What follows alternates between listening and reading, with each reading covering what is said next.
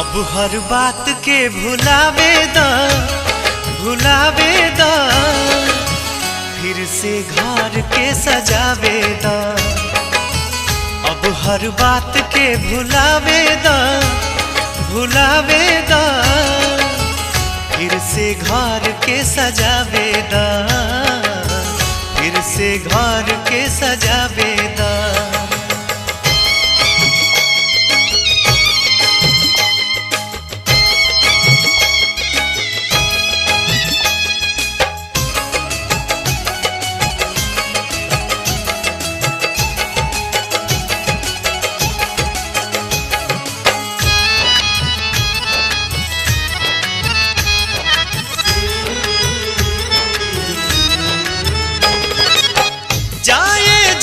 जान ले